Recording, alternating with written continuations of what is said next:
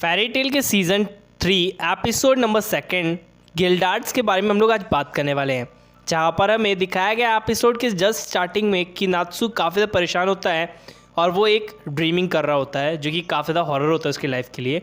और यहाँ पर लूसी को काफ़ी ज़्यादा आश्चर्य लगता है कि वो उसके बेड पर क्या कर रहा है, जहाँ पर ये दोनों डिस्कशन करते हैं इस चीज़ को लेकर कि उसने अभी अभी एक काफ़ी ज़्यादा बुरा सपना देखा है जिस चीज़ से वो काफ़ी ज़्यादा डरा हुआ है। यहाँ पर नात्सु ये सारी बातें बता ही रहा होता है लूसी को, जहाँ पे लूसी भी इस बात को एग्री करती है कि शायद तुमने काफ़ी ज़्यादा डरावना सपना देखा है। सीन शिफ्ट होता है और दिखाया गया है फेरी टेल को, जहाँ पर सभी के सभी विजिट्स बैठकर कुछ कर रहे होते हैं। तभी 2 विजिट्स की एंट्री होती है जो कि बताते कि गिल्डार्ड्स उनके एरिया में आ चुका है। इस चीज़ को सुनकर सभी लोग काफ़ी ज़्यादा खुश होते हैं सिवाय विंडी और लूसी के, क्योंकि उन्हें नहीं पता होता कि ये बंदे कौन है, ये गिल्डार्ड कौन है। यहाँ पर सभी के अंदर एक खुशी की लहर दौड़ जाती है कि गिल्डार्ड यहाँ पर आ रहा है। तो लूसी एक्साइटमेंट में पूछती है एरजा से कि एरजा बताओ ये कौन है, जिस पर वो बताता है कि रिक्वेस्ट बोर्ड पर जो भी तुम्हें रिक्वेस्ट दिख रही है ये सभी चीज़ें वो 1 सेकंड्स में कंप्लीट कर सकता है, वो है गिल्डार्ड। गिल्डार्ड के बारे में हमें एक और चीज़ पता चलती है जो कि अनाउंस कराई जाती है कि गिल्डार्ड फेरी टेल वापस आ चुका है, जो कि एक मिशन पे गया था और वो 100 ईयर्स का है। पिछले 10 सालों से वो इस फेरी टेल में नहीं आया था। उसके स्वागत के लिए कैसे तैयारी की गई है तो दिखाया जाता है कि जो भी पूरा शहर होता है वो एक टेक्टोनिक प्लेट्स या फिर कहो आयरन से बना होता है, जो कि गिल्डार्ड के आने पर पूरी जगह को खोल दी जाती है, क्योंकि गिल्डार्ड को सीधा रास्ता ज़्यादा पसंद है न कि शहरों के बीच से अलग अलग गलियों से आना। फाइनली गिल्डार्ड वहाँ पहुँचता है जहाँ पे एक लड़की उसका स्वागत करती है और वो ये चीज़ देखकर काफ़ी ज़्यादा हैरान होता है कि ये वही लड़की है जो कि बचपन में काफ़ी ज़्यादा तेज़ तर्राट थी और लीज़ा की बहन है। खैर, अभी लीज़ा कौन है वो तो आपको पहले भी कई सारे एपिसोड्स में इसका जिक्र मिला होगा। खैर, यहाँ पे नात्सु को दिखाया गया है जो कि काफ़ी ज़्यादा खुश होता है गिल्डार्ड के आने की वजह से, तो वो गिल्डार्ड पर हमला करता है। तो यहाँ पर एक झटके में ही हमारा जो गिल्डार्ड होता है वो नात्सु को फेंक देता है, जिस पर नात्सु कहता है काफ़ी ज़्यादा पावरफुल हो गए हो तुम अब, तो शायद से मुझे और भी ज़्यादा ट्रेनिंग और प्रैक्टिसेस करनी होंगी तुमको हराने के लिए। मैक्रोफ को दिखाया गया है जो कि काफ़ी ज़्यादा शांत होते हैं और गिल्डार्ड को अपने पास बुलाते हैं, जहाँ पे गिल्डार्ड उनके पास जाता है और बात करता है तो पता चलता है कि वो अपने मिशन में फ़ेल हो गया है। इस चीज़ को सुनकर सभी लोग काफ़ी ज़्यादा शॉक में होते हैं कि वो बंदा कैसे फ़ेल हो सकता है। एरजा भी यही चीज़ सोच रही होती है कि तभी लूसी पूछती कि ये बंदा तो तुमने कहा था कि सबसे ज़्यादा पावरफुल है, तो ये हार कैसे गया, जिस पर वो कहता है तुम शांत रहो। खैर, यहाँ पर ये लोग काफ़ी ज़्यादा एक सीरियस डिस्कशन करते हैं, जिसके बाद ये लोग इस चीज़ से काफ़ी नाराज़ होते हैं कि गिल्डार्ड कैसे हार सकता है। तो ये क्योंकि एस क्लास का हीरो है इसलिए वो उसे जाने देते हैं और यहाँ पे वो दीवार तोड़कर चला जाता है, जिसे देखकर सभी लोग काफ़ी ज़्यादा शॉक में होते हैं।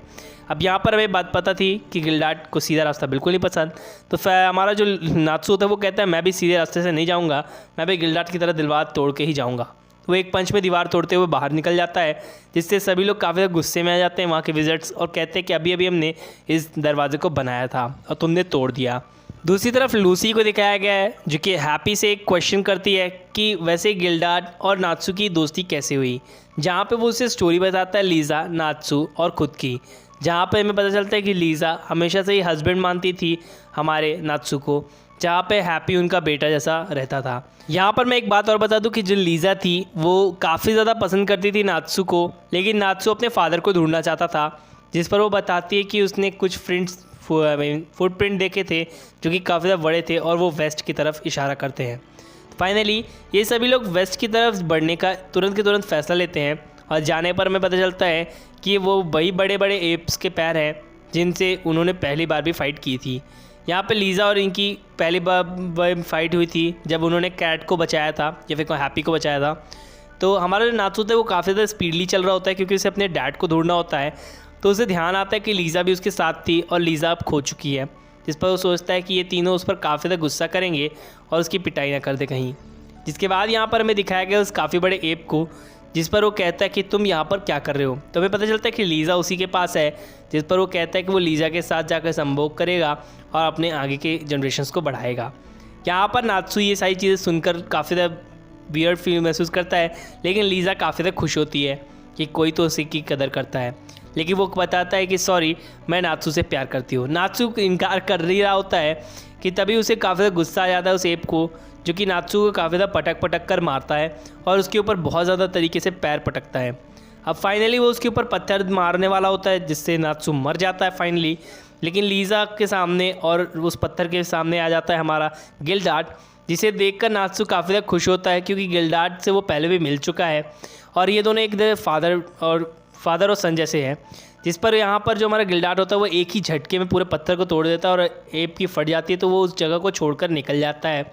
यहाँ पर ये सभी लोग डिस्कशन करते हैं जहाँ पर गिल्डार्ट बोलता है कि तुम्हें इस रात में इतनी रात को नहीं निकलना चाहिए था, लेकिन तुम लोग कहाँ जा रहे हो। जिस पर नात्सू बताता है कि वो अपने फादर जो कि एक ड्रैगन है उन्हें ढूंढना चाहता था।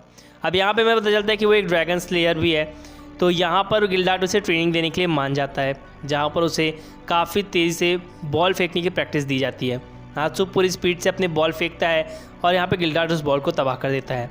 एक्चुअल में गिल्डार्ट भूल चुका था कि वो एक्चुअली फ़ाइट नहीं कर रहा, एक बच्चे को ट्रेनिंग दे रहा है। खैर, वो ये कहते हुए उसके सर पर हाथ फेरता है और कहता है कोई बात नहीं, एक दिन हम ज़रूर जीतेंगे और हम तुम्हारे डैड को ज़रूर ढूंढेंगे। जिस पर लीज़ा कहती है ये दोनों एकदम फादर और सन की तरह बिहेव करते हैं।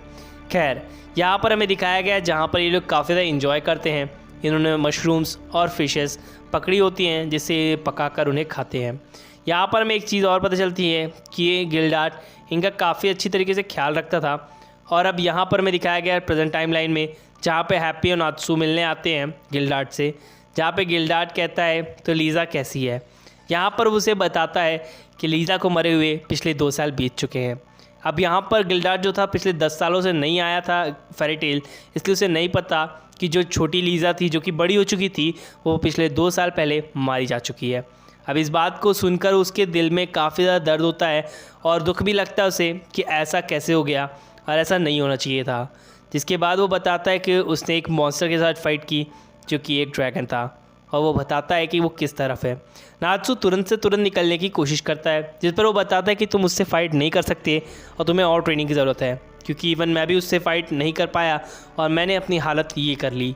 जब वो अपने पूरे शरीर को दिखाता है तो हमें पता चलता है कि उसका एक पैर जो है वो लकड़ी का है, ना कि उसका खुद का। ये चीज़ मेरे को भी काफ़ी ज़्यादा वियर्ड लगी कि एक बंदा लकड़ी लगाकर चल रहा है अपने लोगों के सामने जो कि ज़िंदा है अभी तक। वो मेरे लिए काफ़ी ज़्यादा शॉकिंग था। नात्सू भी ये सारी चीज़ों को देखकर और भी ज़्यादा एक्साइटेड हो जाता है और गुस्से में आ जाता है कि वो उस ड्रैगन को ख़त्म करेगा और अपने ड्रैगन फादर को ढूंढेगा, जो कि खुद भी एक ड्रैगन स्लेयर है वो, इसलिए वो वहाँ से निकल जाता है। अब यहाँ पे नात्सू काफ़ी ज़बरदस्त तरीके से तेज़ी से भागता हुआ जा रहा होता है। मैक्रॉफ कहता है हमारे पास 3 ड्रैगन स्लेयर्स हैं जिसमें से एक नात्सू है। नात्सू के बारे में ही वो सोच रहे होते हैं और नात्सू यहाँ से निकल रहा होता है। नात्सू अपने फादर ड्रैगन स्लेयर्स के बारे में सोच रहा होता है, वो अपने फादर को भी ढूंढेगा और गिल्डार्ट का बदला भी लेगा।